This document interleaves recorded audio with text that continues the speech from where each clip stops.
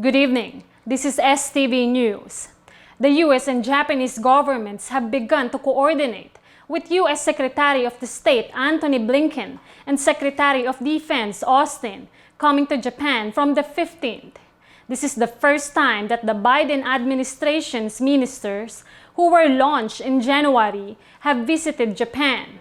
In addition to meeting with the Foreign Minister Toshimitsu Motegi and Defense Minister Nobuo Kishi on the Japan-US Security Consultative Committee 2+2. He is expected to meet with Prime Minister Yoshihide Suga.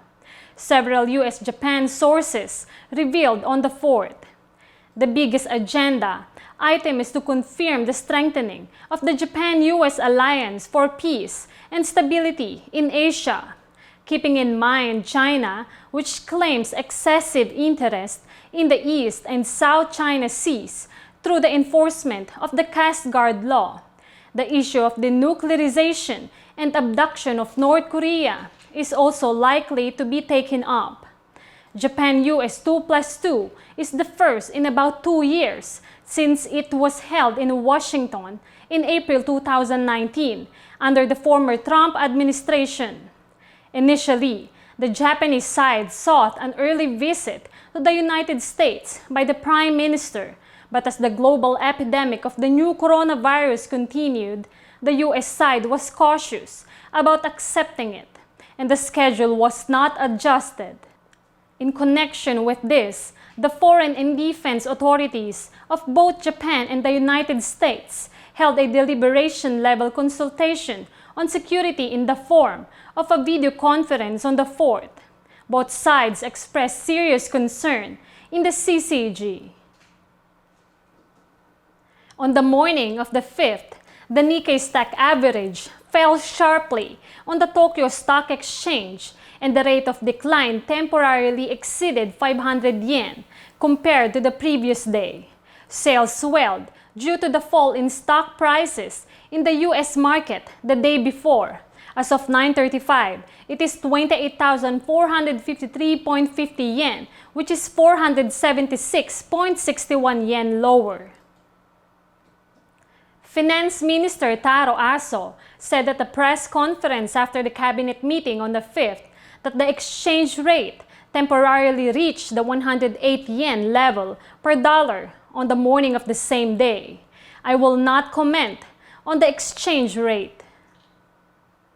Kazuyoshi Akaba, Minister of Land, Infrastructure, Transport and Tourism, said at a press conference after the cabinet meeting on the 5th, even if the state of emergency being announced in the Metropolitan Area 1, Metropolitan Area, and 3 prefectures was extended for 2 weeks as a countermeasure against the new coronavirus. The tourism support project, GOTO Travel, recognized that it would be difficult to restart. Mr. Akabane said it will not be resumed immediately in a situation where the declaration is not lifted. The travel business has been suspended nationwide since December 28 last year. The suspension decline was 7th of this month, which is the same as the declaration period. The government is also considering a resumption plan limited to areas where the infection situation of the new corona is calm, and will seek an appropriate resumption time. At the cabinet meeting on the 5th, the government decided on amendments such as the Disaster Countermeasures Basic Law, which includes abolishing recommendations and unifying them into instructions among the evacuation information released by the mayor of the municipality in the event of disaster. This is the first review of evacuation orders and recommendations since the enactment of the law in 1961, aimed to start operation from this year's heavy rain season. The current law stipulates that the mayors of a municipality can recommend evacuation to residents and instruct when it is urgent. However, it was pointed out that it is alert level, which indicates the actions that the residents should take during heavy rain. Both of them corresponded to level 4, where evacuation is required, and it is difficult to understand the difference. Therefore, in the amendment, it will be unified to instruction. Prime Minister Yoshihide Suga will visit Fukushima Prefecture on the 6th to inspect areas affected by the Great East Japan earthquake, such as Okuma Town, where the TEPCO Fukushima Daiichi Nuclear Power Station is located. Chief Cabinet Secretary Katsunobu Kato announced at the press conference on the 5th. On the 5th, the Ministry of Agriculture, Forestry and Fisheries announced an interim report of a new strategy centered on a numerical target to halve the amount of chemical pesticides used by 2050 in order to promote the environment-friendly agriculture, forestry, and fisheries industry. Build a sustainable agricultural production system that does not rely solely on pesticides. In addition, it also includes zero carbon dioxide, CO2, emissions from the agriculture, forestry, and fisheries industry by 1950. The new strategy states that in addition to developing varieties that are resistant to pests, the company will switch to less toxic pesticides and reduce the amount of chemical pesticides used to half of the current level by 1950. By the same year, the amount of chemical fertilizer used will be reduced by 30% from the current level. By the same year, the area of organic farming that does not use chemical pesticides or fertilizers will be increased to 1 million hectares, which is more than 40 times that of 2017, which will lead to the expansion of export of organic farming products. At the cabinet meeting on the 5th, the government decided on the 11th decentralization bill to review 9 related laws in a lump to realize the transfer of authority proposed by the local government. The pillar is to enable the post office to carry out procedures for moving out and abolishing seal registration. Currently, it is necessary to submit a notification of moving out by the municipal office or by mail, but we will increase the number of reception locations to improve convenience.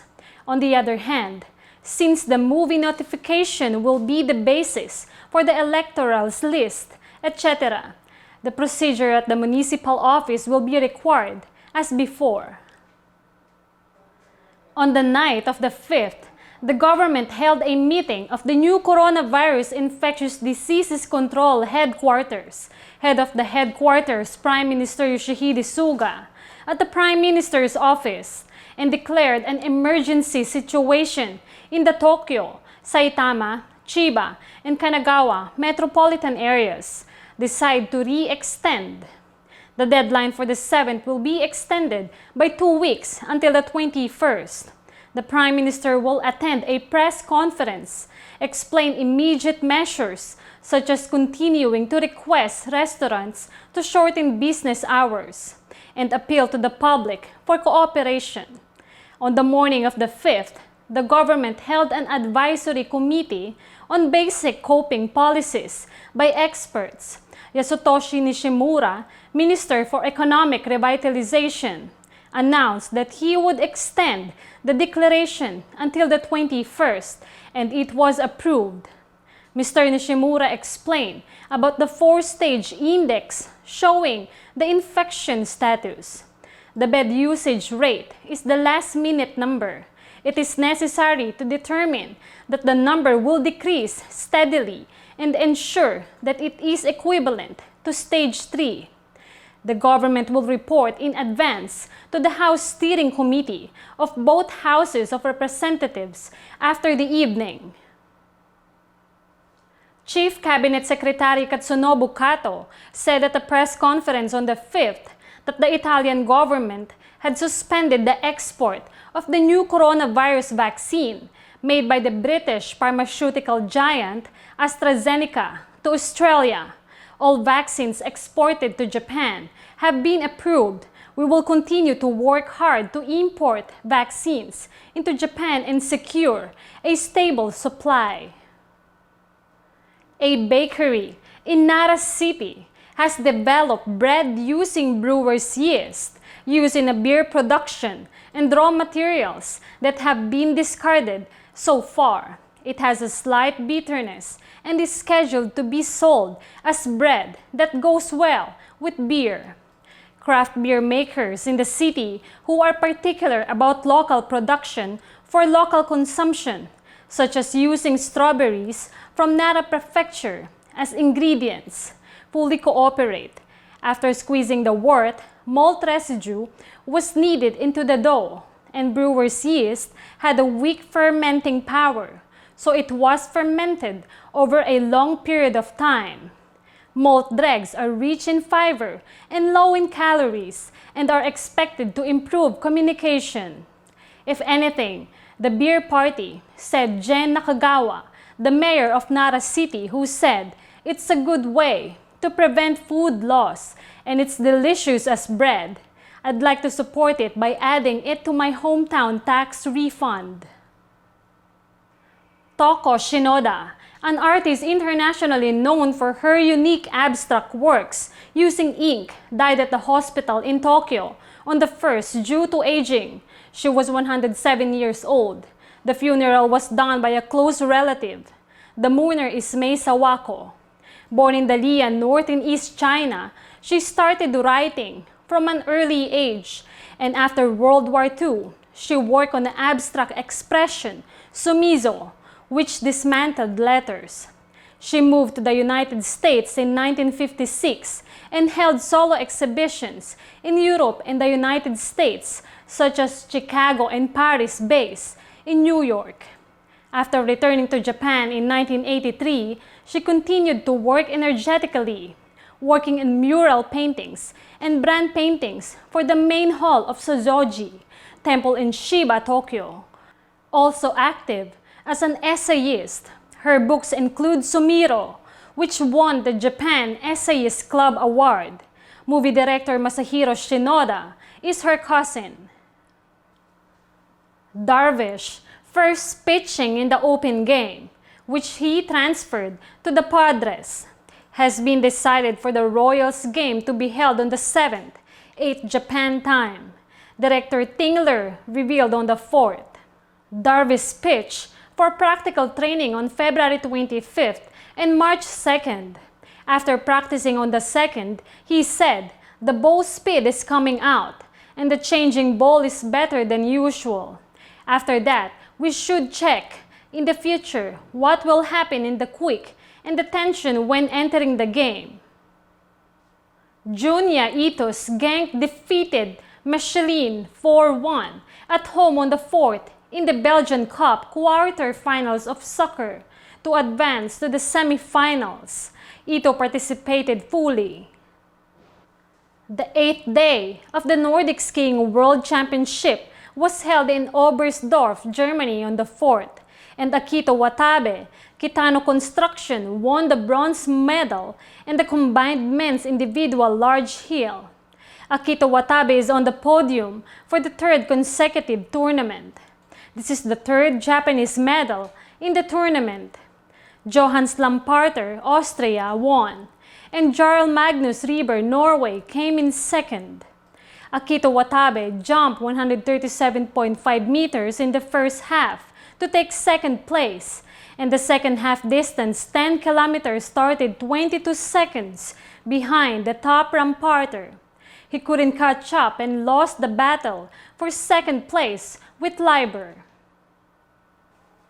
The House of Councilors Budget Committee decided to hold an intensive deliberation at the board meeting on the 5th, with Prime Minister Yoshihide Suga and related ministers attending on the 8th.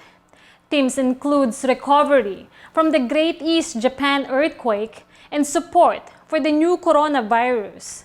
It was reported that the central hearing, which is the premise for the approval of the 2021 budget, will be adjusted at the 16th. On the other hand, over the entertainment issue of the Ministry of Internal Affairs and Communications, the opposition party requested the invitation of witnesses such as NTT President Jun Sawada and the Prime Minister's eldest son, Masatake, who works for the broadcasting-related company. FUKUSHIMA, at the board meeting on the 5th, the ruling party said that Mr. Sawada was working hard. The Ministry of Internal Affairs and Communications will make an interim report of the additional investigation of entertainment issues at the House of Councilors Budget Committee Advisory Panel on the 8th. At the press conference after the cabinet meeting on the 5th, Minister of Internal Affairs and Communications Ryota Takeda said, "I have doubts about the administration and national civil servants. I apologize for the invitation." After that, he said, "We will expand the target staff as much as possible and conduct a thorough investigation," and stated that we will expand the scope of the investigation to other than the executives who were found to have dinner. At the House of Councilors Budget Committee, on the morning of the 5th, Mr. Makiguchi admitted that Makiko Yamada, a former Cabinet Public Relations Secretary of the Ministry of Internal Affairs and Communications, was present when he had a dinner with NTT executives in June last year. He answered the question of Mr. Isao Haku of the Constitutional Democratic Party. And that's all for today. See you next week for another news update.